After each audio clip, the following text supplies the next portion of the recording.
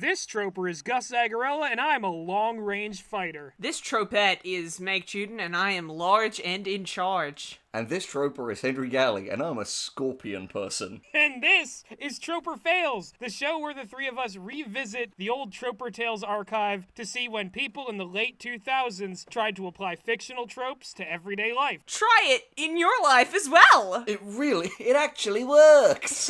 The fucking It Limmy actually thing. works! Shut! I'm Robert Carlyle. It actually works. I'm Michael Jackson. It actually works! This is a powerful first 30 seconds. You know, I've got to say, you guys are, like, you know, some of my closest friends in the world. Obviously, the rest of the Tropes Collective also close to my heart. But, you know, you two, I think you are particularly adorkable. Oh, well, thank you, Henry. We find you quite adorkable as well. Thank you, I appreciate that. Adorkable is what I try to project, really. But, so adorkable is exactly what it sounds like. A character who is so dorky, they're adorable. What's really funny is, for the Troper Tales adorkable thing, there is a small portion of rather wholesome people describing their partners or crushes as adorkable. But then, there are the people who self-identify as adorkable. A wise man once said, you can't call yourself a savage. And I think that this applies completely to this situation. Oh, yeah. Exactly. You know, some people 1,000%. say I'm adorkable. Oh yeah? Why's Yeah, that? why's that? God damn it. Alright, so we're going to start off with someone talking about someone else, so we don't go into like a fucking 21 Savage style cringe coma too quickly. Alright, does this count? There's a super hot girl that everybody have a crush on. Seriously, she's like very hot. And then this troper discovered she have never kissed anyone. She have never? She have never kissed anyone. She haven't never. She have She never kissed haven't anyone. ever. And then she wants her first kiss to be with someone she actually cares about. Nope, not me. Believe me, I tried! All caps, in parenthesis. Oh! Likes very geeky things, like watching anime, reading manga, loves Spider-Man, has a very cute smile, and when she starts to talk, she becomes the cutest person in the room. No wonder everybody loves her. This is like an anime protagonist. That's so cute! Oh. Hold on to that That's wholesomeness, because amazing. that's the last time you're getting that. That one was genuinely, like, again, what's nice is that person didn't display, like, any sense of, like, entitlement or, like, bitterness. There was the they vibe chose. of that was Yeah. very much like, oh, I tried and I tried my shot and it didn't work out, but somebody else out there is going to be really lucky to have her, which is a great viewpoint to have. I imagine that comment being left, this is a deep cut, I imagine this comment being left by Melman the Giraffe from the Madagascar franchise. Yeah! As played by David Schwimmer. Hey, listen, Moto. You gotta treat her like a princess. He does, as Gus alluded to, give a speech where he tells Moto, as played by Will.i.am, to treat Gloria right, even though he I likes remember him that. big. Do not quote the ancient scripture to me. I was there when it was written. I saw Madagascar 2 escape to Africa in cinemas, I will have you know. Madagascar 2 is actually pretty good, don't at me. I mean, your trope is large and in charge this time, so I'm sure Moto knows about you. Yeah. You're on the Moto radar. Anyway, Are you ready for things to get bad? This troper has been called one. He's young, genre savvy, and constantly overdresses. He likes his women the same way. He likes his women overdressed. Yeah, I love a woman who wears a wool coat in the middle of summer. Even when we're having sex. I want her to be just in so many layers that she's constantly flushing. Like the Flushin' from the Monster Girl series. Yeah, like flushing. Best Monster Girl. I want my women to be covered in as many layers of clothes as they are layers of irony, because they're so damn genre savvy. Just like me. Yeah, I want her to have thick clothing over her entire body. Damn, Like girl, your coat is thick. Look at those Uggs. Damn, girl, how many G's on those Ugg boots? You just strap yourself in and feel the G's. Feel The the fucking max G's. power experience. Oh my Alright. god. Next on the list, we have another person self-identifying, and this is one where I couldn't tell this to Meg at the time, but I said, "Oh God, this is Murray." Murray Urban Creatures is Yeah, here?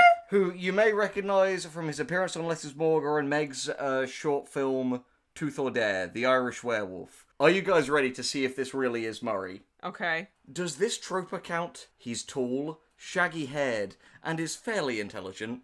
He wears crooked glasses and is currently working on a novel. Sometimes he'll try to fit in by being a deadpan snarker or a crazy fun dude, failing at both normally. He's secretly insecure and suffers severely from OCD and Tourette's syndrome. Whenever someone is genuinely nice to him, he'll open up and do things for them. Oh, and he backs away looking scared when a girl tries to hug him. Really though, he's always secretly wanted to be in a loving romantic relationship, just too shy and over-planning to make a move. Well, Murray doesn't have Tourette's, and that's about the only thing on that list that Doesn't him. apply to him. And also, I don't think he tries to be a super fun guy, and he's not secretly insecure. He's very openly insecure. He's overtly insecure. Yeah. If you swap out the Tourette's with, like, his werewolf condition, then Yeah. that's just real Murray. That's true. If you think Real about Murray it, like, was on TV. Murray tropes. would have been the perfect. Well, I mean, Murray is roughly Meg years old. my favourite unit of measurement. He would have been on TV tropes as a teenager. Oh, Murray has such TV tropes. Yeah, though. I've drawn him as a teenager before, and every time I give him a Naruto headband. Oh, Murray, you know that Murray updated the Haruhi Suzumiya page. Oh, he did! Boy, did he. Like this video if you worked on the Haruhi Suzumiya page. Yes. Like this video if you still know the Haruhi Suzumiya dance. As if people would call themselves out like that. Alright, you ready for the next one? Some might. Yes. This one is sinister because it's like the first one, but without any of the charm. Are you ready? Oh no. Most of this lurker's friends, but two of them qualify more than anyone. One is an FPS buff with scraggly, dirty blonde hair and beard from Reno, who is not only freakishly fit, but allows me to draw gender-bent art and ship him to other guys without so much of a laugh, often providing me catharsis through ass-kicking in Modern Warfare 2. The other is a dark-haired nice guy from Netherlands, who loves dirt bike / BMX, Visual K, anime, and stands my frequent bouts of crazy fangirl with good giggles. He's also appointed me his sensei in the ways of fanatics, which is not only flattering, but also, quote, friggin' adorable. These guys are not adorkable. They are Hostages. the chadliest of chads. Yeah. Like, one of them has a dirt bike, and the other one is, like, really good at shooters and has a beard. Yeah. Those are chad traits. Yeah, this entry was written from, like, the inside of an Atomi game, where those two are, like, options that the, like, female character can pursue as relationships. And it's like, oh god, which one? Why can't I have both? This is unfair. How come the guys always get the harems? Yeah, it's true. One of them's a vampire and one of them's a werewolf, probably. No, for sure. The one from the Netherlands is the vampire, and the other one is the werewolf, because he's got a beard. Yeah, he's got a beard, Oh, yeah, and werewolf definitely. reflexes make you really good at Modern Warfare 2. Yeah, Just werewolves ask have really Murray. good reflexes. I mean, little known fact, like, any amount of facial hair turns a man into a werewolf. That's true. true. Let's be real. Gus. Both myself Henry. and Gus are I can't confirm Henry's a active werewolf. werewolves. Mm-hmm. Oh! Anyway, Oh, you are rude. That was All right. really cute. would you say it was That was adorkable? adorable. It was. That It was was adorkable. Alright, final one on Adorkable. This troper loves guys who are adorkable, going right along with my unfailing belief that nerds are sexy. If only I can find a properly adorkable Mormon guy. No luck so far, as they all seem to be rather blonde, shallow, and built, whereas I like the brunette, redhead, sensitive, non-built kind. I will keep looking until I find one. I know they must exist. My uncles are living proof. No! We don't have time to unpack all that. The twists! The last part of that was like that was the ultimate, like, oh god. Yeah, that's a twist worthy of Hitchcock at the end there. A twist worthy of Uncle Cock. You know, it's like a common trope in culture that there are like daddy's girls. You don't hear about a lot of uncle's girls. No, because that's creepy. That's good really, reason. really creepy. Yeah. Because the thing is, I feel bad because all of my uncles are very nice, but like, I feel like uncle is the word most often in the English language to have the word creepy affixed to the front of it. Aside from maybe creepy clown. That's about it. Why is it that the second that your sibling has children and you're a man, you suddenly just become a fucking serial killer? Well, that's the thing too, is that like this is like a non-built ginger creepy uncle as well. By her description. Well, no, ginger or brunette, because this whole time, like, that description of, like, this woman's dream man, I was just picturing Mitt Romney. Oh, God! Oh, my God. There's a man who sticks to his principles. I was picturing the main character from Orgasmo. Or Book of Mormon. Just any Trey and Matt joint about Mormons, of which there are many. Yeah. That's true, yeah, it's kind of their thing. So, we're going from Adorkable straight to a form you are comfortable with, which is when, like, an eldritch being or shapeshifter... Like an angel, like when the angel Gabriel appears in the form of a man. Yeah, it's like taking some kind of more recognizable form to, like, not freak out. Choose the form of the destroyer. Yeah. The fact that people are going to attempt to apply this one to real life is a form I'm not comfortable with. Yeah. The two of them are both really funny as well, so you're gonna enjoy this. The first one is, minor example, this troper is extremely flexible and dislocates his arms in exceedingly disturbing fashions when bored.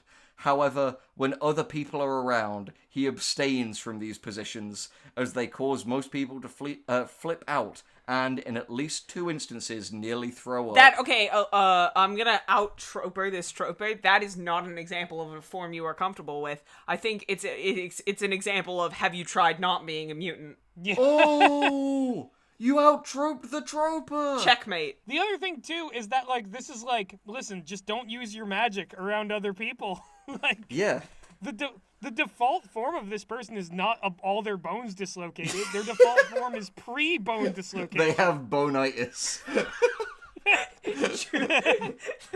Like the woman from the beach that makes you old with the rock. She drank the bone hurting juice on the beach that makes you old. No, not the pretzel woman. I've got to say, this next one is the most bullshit of all, because it's like, no, you didn't deserve to put this on this trope, dude. Well, neither did the other guy! But listen to this. When looking for work, this troper pulls his exceptionally long hair back so as not to shatter the small minds of those who might otherwise be intimidated. Oh, no! Putting your hair up is not a form you are more comfortable with. I'm just imagining, That's not like, a mood change. like an angel coming down, like, be not afraid, humans, and all of the humans are like, their eyes are burning, they're like, they can't hold in all the power, and then the angel, like, puts his hair in a ponytail, and then all the humans are calmed immediately. Yeah, he's like, by the way, before I get started on this, because I think you're going to be distracted, does anyone have a scrunchie? This would be like me saying, because I work from home, it's like, yeah, when I put on pants instead of pajama pants, that's a form others are more comfortable with. Legitimately, any form of, like, getting dressed or, like, putting on makeup or anything like that can apply as a form you're more comfortable with. My favorite form of shapeshifting is changing my fucking hairstyle. God damn it. This guy would, like, lose his mind if he learned about wigs. Oh, don't tell him Wigs about would wigs. kill He'll have him. an aneurysm. Wigs would kill him. He would die on the fucking spot. God. Anyway, Yeah, next I went to this job. I went to this job interview and it wasn't going well. And they cut my hair and they said, "We don't hire your kind here." This guy is like Samson Yeah. from the Bible. Yeah, Like, no! that was the source of his powers. I just have this idea that, like, this dude has, like, walked into offices before with his hair down, and the manager has just, like, blown up. It's like whoever's meant to be interviewing him, like, Raiders of the Lost Ark, like, He's face that woman melted. from, he's that woman from, Inhumans. Medusa, with the tentacle hair. Yeah! Yeah, that they shave off to God take her damn powers away. Here's the thing. If this is the kind of stuff he'll type out, if he says this sort of stuff out loud, then he really does have the jawbone of an ass. Yeah. God fucking damn it. Alright. Next we have a thing with only one entry. A lady on each arm. So, this is one where it was, sometimes you will see, like, the trope that the person put down, and then someone will reply to the first one. Yeah. And this is that. So, a lady on each arm. First comment was, one word. Twins. And the second comment was, many tropers would like to see pictures. Oh. Do you guys ever sit and think about, like, how fucked twin fetish is? Yeah, because it's incesty. It's basically, like, I would like to find a pair of siblings and make them do incest, but I'm in the middle. Are you thinking what I'm thinking? Yes. The fucking total... We're twins, but we're drunk, so we're lesbians. That's a quote from Candy Planet. From Candy Defunct Planet, defunct series by rapist. rapist and drug addict Toby Turner. Good Oh, sorry. Lord. Allegedly. Yeah. I mean, he's a YouTuber. There's no allegedly about it. No, it's true. That's shooting yourself in the foot. Anyway, so next we have, and I think this will be the one that we finish this episode on, Alas, Poor Scrappy. Can anyone else explain? I know what the trope is. Someone else explain. So the Scrappy is the character that is pushed by marketing that everyone else, like everyone watching the show, hates. So like Scrappy do. Alas, Poor Scrappy is when the show kills off or gets rid of that character, but they try to make you like feel sorry for them, and it falls flat because everybody hates this character. Essentially that. When it actually works, it's rescued from the Scrappy heap. Yes. Fair enough. And now... And when it's like, there's clearly one writer who has a favorite character that nobody else working on the show enjoys and none of the fans like, that's the Wesley Crusher. Yup. Now, imagine for a second, now that we all know what that trope is, how horrifying it's going to be to see that applied to human beings. In these two stories, it is. Not a fan. So the first one. This troper acted like a magnificent bastard towards a person in English 2 class, using every chance to diminish his reputation and good name, all while constantly wearing an expression like one worn by Sosuke Aizen. That's one of yours, Gus, eh? So he just, to this guy who's like, listen, I planned everything in your life from the beginning, you see.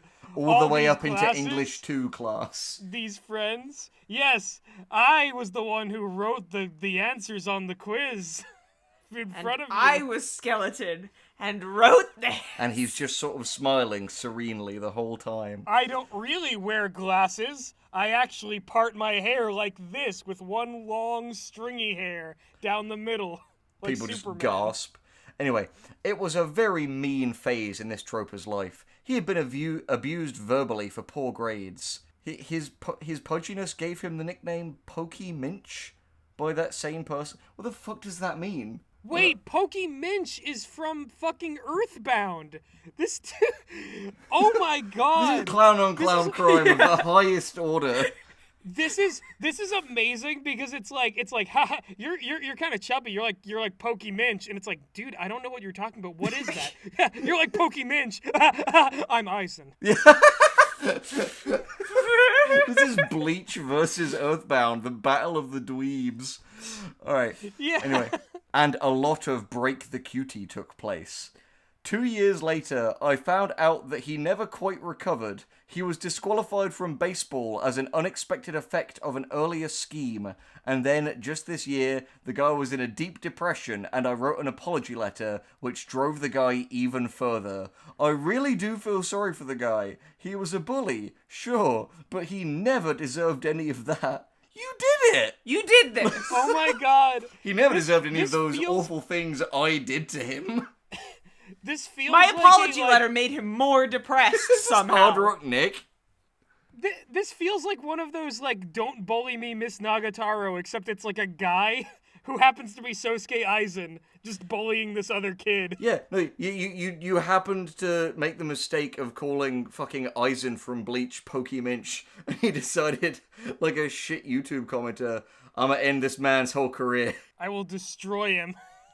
Yeah, I'm literally going to ruin this man's life because I get poor grades, and he called me Pokeminch.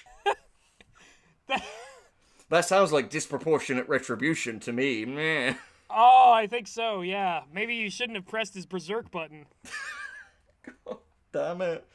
Oh, this Alas, is our... poor Scrappy indeed. This is our fucking dethroning moment of suck. The second one and the last of the episode. First sentence, you know how rough this is going to be.